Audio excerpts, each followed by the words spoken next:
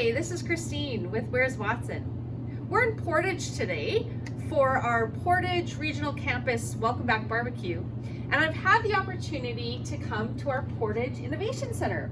I'm here with Guy Moffat, our Portage Regional Campus Manager. Yes. And Guy had a vision for creating a makerspace here in Portage, not only for our RRC Polytech students, but for the entire community. So Guy, talk a little bit about how this idea came up. The idea first came up when North Forge was looking at creating a North Forge South. And their executive director at the time was looking at Winkler, Morden, or Portage la Prairie as a place to set up shop. And the individual met with myself and some other stakeholders within Portage la Prairie, and then they ended up choosing Morden as the place to set up shop. And unfortunately, they weren't successful in actually getting it to happen.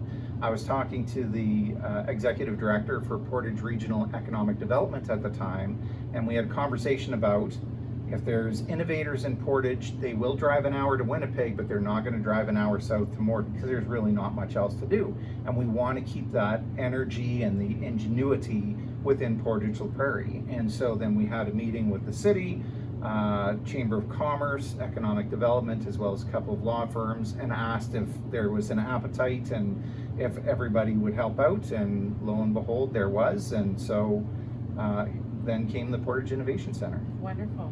So we're going to take a tour of the Innovation Centre so Guy can talk a little bit about what equipment we have here. It's quite amazing. We're actually in a space right now that has office space for entrepreneurs and residents. Do you want to talk a little bit about what an entrepreneur in residence is? Yeah, absolutely.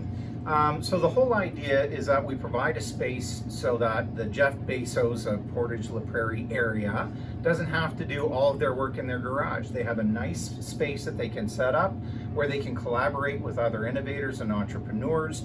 They can leave files here locked and safe, because a lot of people, when they're starting a business or trying to develop a product or idea, they're doing it off their kitchen table, and sometimes kids kind of mess up your papers, or dogs, and it's tough to unpack and pack it up all the time. So here they can set up.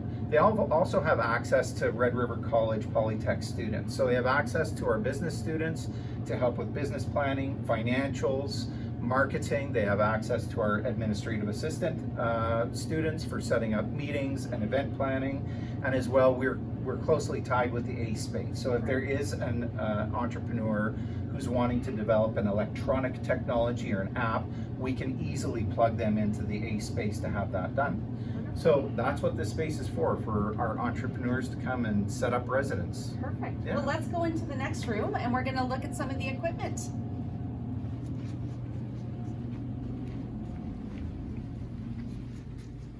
So let's talk about this. Yeah, so this is our Fab Lab area, and the sewing machine is a heavy-duty sewing machine. It was actually donated by Red River College employee.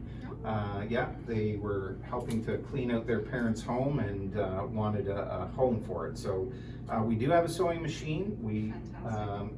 From what I understand, once there's more traction in the Fab Lab area, the sewing machine is going to be one of the most popular tools used, is what I understand. Yes, for sure. And what's this over here? This is a Bamboo Lab 3D printer. So if you are a bit of a 3D nerd, this is a really fancy machine because it has 4 spools of filament that it can help to build. So rather than 3D, so rather than just building a regular orange 3D printed piece of material, you can add color into it, depending on if it's a figurine or what it is. But it's a really nice machine to use. Wonderful. Yeah. And I see we have another room, so let's go in the other room.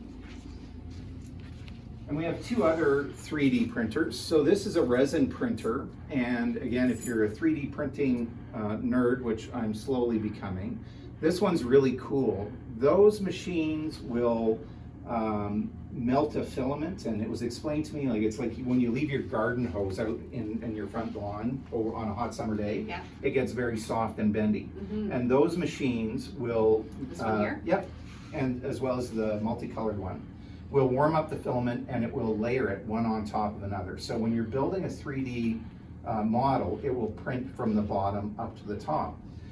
This uses resin and it works in reverse, so it actually builds it from the top down, and it will put a layer of filament and it hardens and then it builds it down. So it's very seamless in comparison to the other, and it can do more intricate designs, and you don't have to worry so much about building structure into something that's top heavy as you do with those printers. Wonderful. What's this? This is our laser engraver. So this you can use to engrave and cut out on wood. It will engrave on materials as well as leather and paper and cardboard as well. So it will do designs. I've seen these in operation where individuals are making coasters out of wood, and then they'll treat them and sell them on eBay or Etsy. Wonderful. Wow. And then we've got one final piece here. Yeah, that's a Cry-Cut 3 maker machine. So that will enable makers to print on vinyl. You can do t-shirts, graphics on it. You can do glass etching on it. It's a very versatile machine for doing all kinds of different crafts. Wow, wonderful. Yeah. So talk about what we're looking forward to once the makerspace is up and running. I know that it's available now. How are we promoting it? What kind of partnerships are we developing to support it? We have partnerships with Communities Building Youth Futures, which is an organization in Portage la Prairie that looks to build youth futures and to help retain the youth within the city.